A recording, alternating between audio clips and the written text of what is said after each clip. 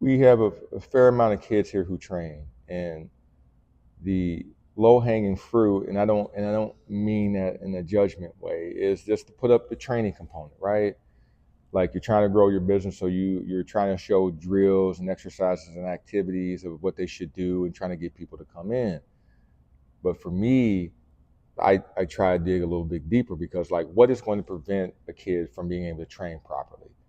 And one of the main things that's going to be is the adults that are in charge. And if the adults that are in charge don't have their emotions and their feelings in check, and they bring some of that to the practice field, the practice facility, then the kids can't succeed.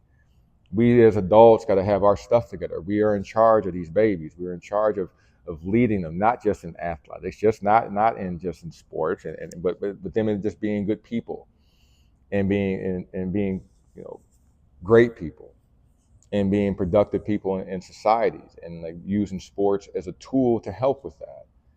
But us adults have to be in charge of how we manage ourselves, so we can help manage them.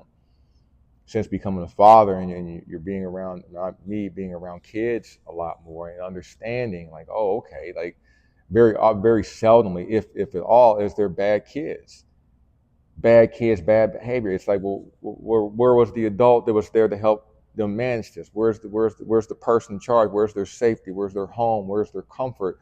Who was supposed to manage this? Because now this kid is out here in the wild and thinking that this behavior is tolerated, and that this behavior is okay. No one grabbed him, no one cared enough, no one loved him enough to be like, hey, you can't do this. What adult didn't get that? And whose adult didn't have an adult protecting them and telling them, hey, you can't do this either. And it had this domino effect, and now it's all the way down to the children. So before we get to athletics and speed ladders and jumping rope and lifting weights and cones, it's when they come in here, we have a responsibility as adults. Like, we got to have our stuff in check. How we talk to them, what's the language we use, when to be tough, when to pull, okay, when to push, when to let go, when to counsel, when to console, and all these other things. And if we don't have our stuff in check, we can't help them.